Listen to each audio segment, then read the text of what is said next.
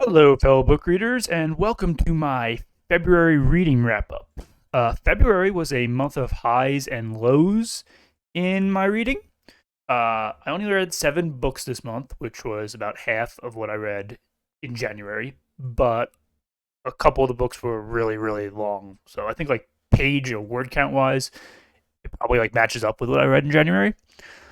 But the reason it was a high and low month was I read some of my favorite books of this year, some books that I would consider perfect, and then I read some of my least favorite books of the year, and books that I think will probably be my least favorite at the end of the year.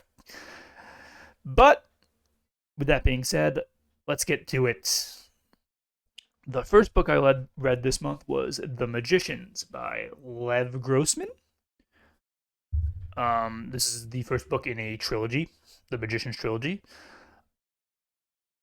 This book stars Quentin Coldwater as the main protagonist. He gets into a secret magic college called Break Bills. I think it's called, might be Break Balls, but I think it's called Break Bills.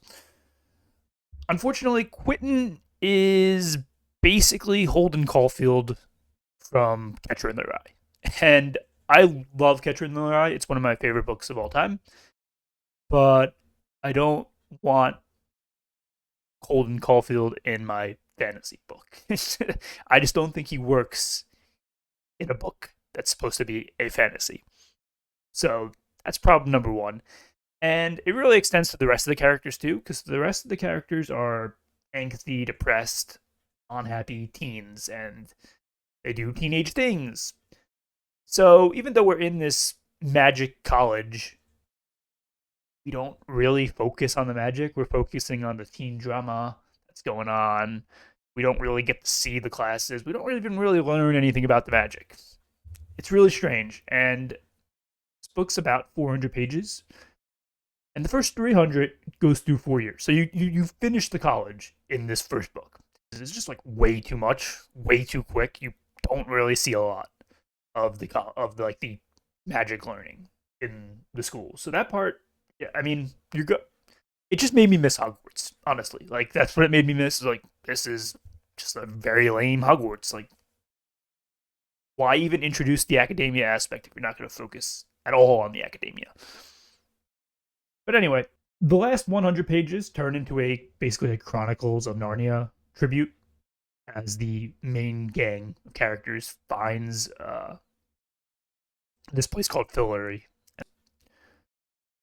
And Fillory is like the Narnia of this book. There's a so Quentin, when he was a kid, had like a collection of books about this magical place called Fillory, and it was like his version of Chronicles of Narnia. And it's a children's tale, so nobody assumes it's real, right? But then he accidentally finds that Fillory is real. So the last 100 pages focuses on a quest in there, and that those last 100 pages are actually quite entertaining. I won't say they were like great or anything, but they were entertaining and fun, and they were by far the best part of the book. The problem is, in the first 300 pages, I was already checked out. Like the book was not working for me. Um, yeah, I pretty much hated my time reading it. I hated my time here in the Magician's world, and this is by far my least favorite book of the year. I gave it 1 star, and on my rating, that means I hated my time here. There you go. Book number 2. I continued on with the series, and The Magician King by Lev Grossman. This is the second book in the Magician's trilogy. Uh, this book almost entirely takes place in Fillory, which is, like I said, their version of Narnia. And that's awesome, because that was the only part of book 1 that I enjoyed. We also get a new point of view character named Julia. She is in the first book, but she's like barely in the first book. She's in this book a lot. And you get to see her past via flashbacks. And that story is actually really interesting. It's more interesting than anything that happens in book 1. She was like rejected from the magic school, so she had to like learn magic on her own, and you get to kind of see that. You get like more academia in this book than you did in the previous book, even though they're not in the magic school. It's strange. I think this book is still a little bit too long, I would say, and Quentin is still a little too depressed and whiny. Like he gets a little better in this book, but he's still just kind of a brat, and he's not who I want to read in a main character in a fantasy book. Admittedly, I had a much better time with this one than the first book, though. So, with that being said, I gave it 2.5 stars. It was good. I think this is a good book, but it's not really for me. That's what I would say. Okay, the third book I read this month is Emily Wilde's Compendium of Lost Tales. This is the third and final book in the Emily Wilde series by Heather Fawcett. I adored this book and this series. This is one of my all-time favorite series I've ever read. While the second book was sort of a cosplay of the first book with a little bit more dressing, the Compendium of Lost Tales went in an entirely different direction. So this book, we actually get to see Wendell's fairy kingdom a lot. So the first two books, they really take place more in the mortal lands than they do in the fairy lands. You get like sneak previews of the fairy lands at the end of both books. This book takes almost entirely takes place in the fairy kingdom, which is awesome. That's exactly what I wanted from this book, and this book made a promise and it delivered on it, which is great. And the thing about this book is it was like an actual fantasy with the academia as the B plot, which is sort of like the reverse of the first two books, where the academia was like the A plot and the fantasy was the B plot. So I think that was a good change up. I think that's what this series needed. Even though I love the first two books, Emily and Wendell continue to be amazing. This book introduces some new characters who are all pretty perfect, and they bring back some old characters, and the old characters are just as great as they were in the previous two books. I had a lot of expectations about this book going in, and it met them. I think this book's freaking awesome. I think this book ended the series exactly how it should have ended the series. With that being said, I do think it leaves room if she wanted to write another book in this series. She absolutely could, but if she ended it here, it's perfect, and she has said she's going to end it here, so there's no reason to think that she won't.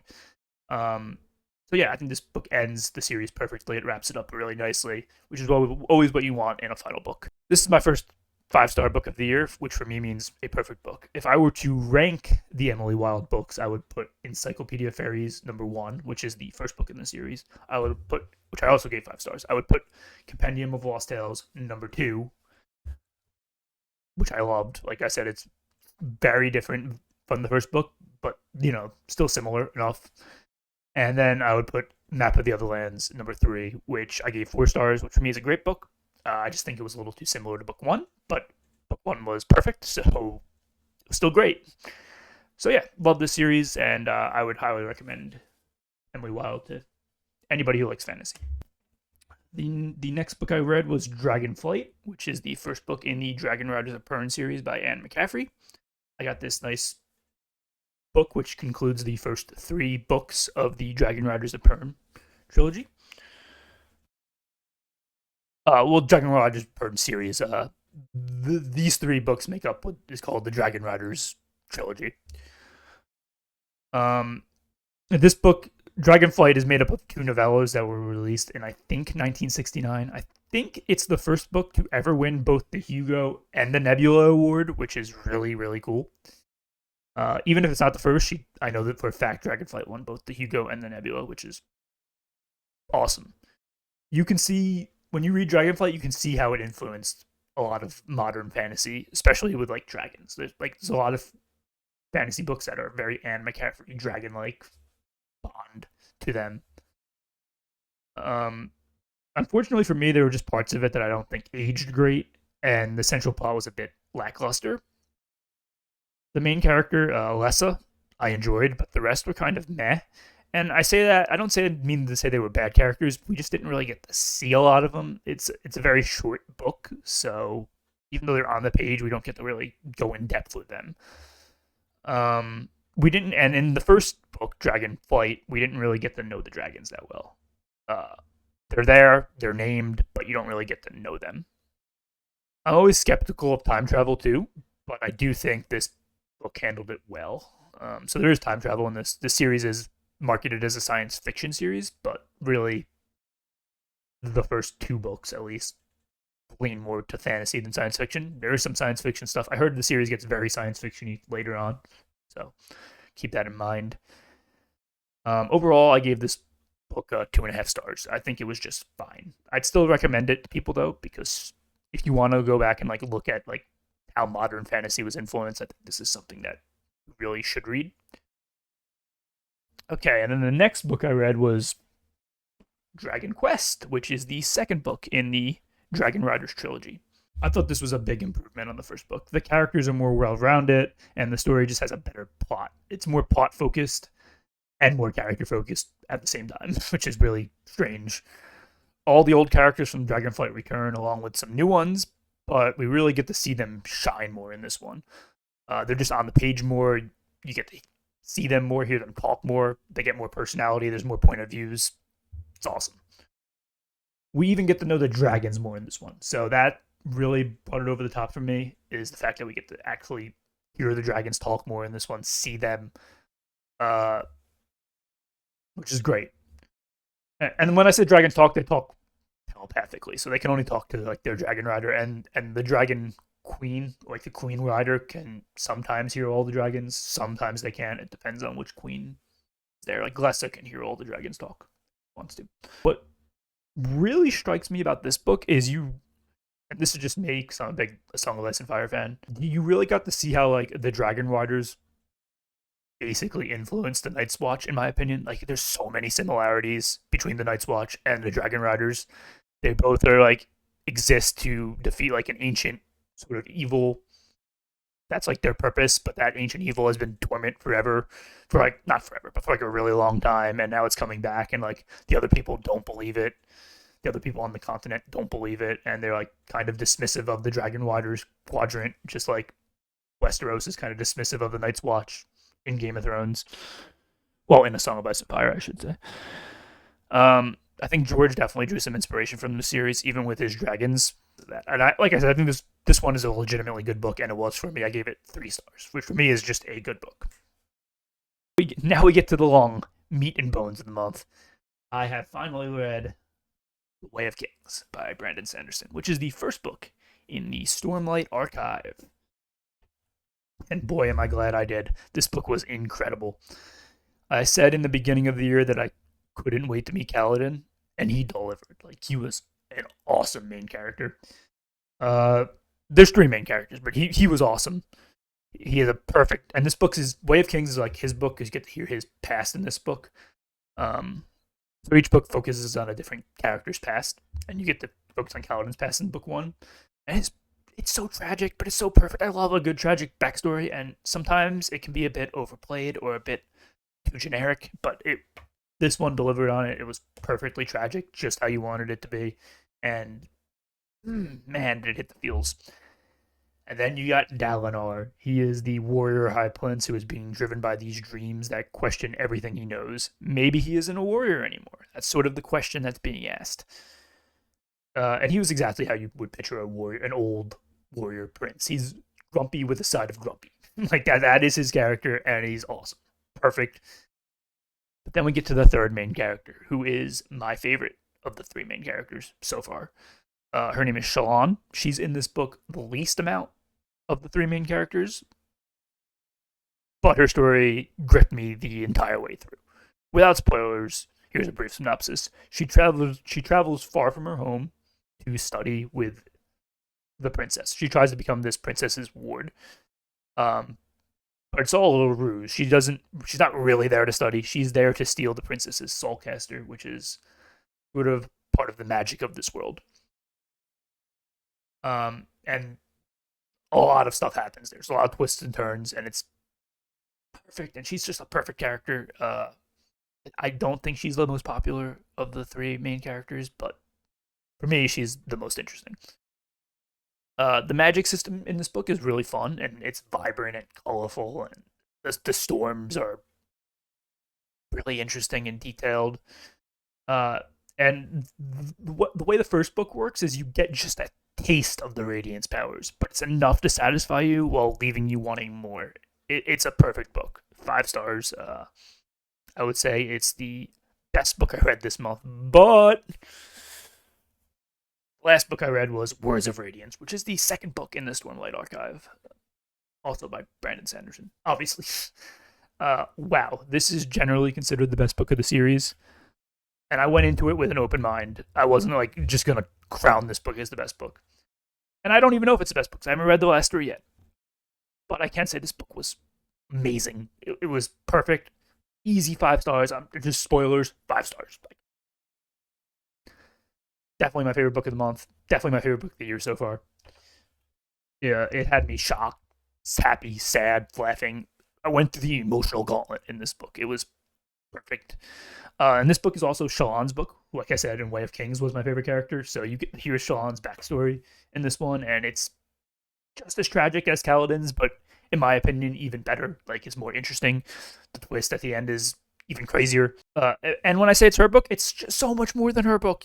They're all there's even more characters in this book than there are in the first one. All the main characters get a ton of screen time. All the side characters get a ton of screen time.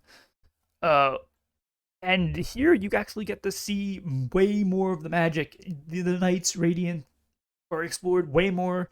The final battle is perfect. Like, there's nothing. I can't find a flaw in this book, to be honest. I'm sure there's one, but I don't. To me, I had just a great time reading it the entire time. If the series ended with this book, I would be happy. But I get 3 more. Yay! And I can't wait to read them the rest of March. So that is going to be my March reads. This one, my archive. I'm sure I'll read other books because I've been reading these ones really fast.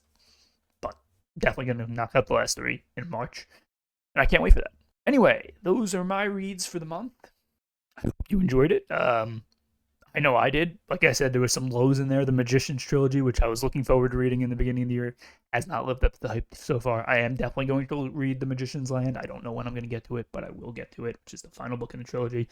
I don't think it's going to be able to redeem the series for me, but And then you have The Dragon Riders of Pern, which I think is a fascinating read. I think kind of doesn't hold up as well as it did when it came out, but that's just because some of it is aged rather poorly, but you can see the inspiration for a lot of modern fantasy in it, and it's definitely worth the read, in my opinion, because it's still good. Like, it's just not great or perfect, in my opinion, but there's still a lot of good stuff in there. And then of course I read Emily Wilde, which again, one of my favorite series of all time. Third and final book was perfect, and the first 2 Stormlight books, which are also perfect. So yeah, roller coaster month for me, but 3 perfect books in a month, you can never complain. So with that being said, what did you guys read this month? And thanks for watching.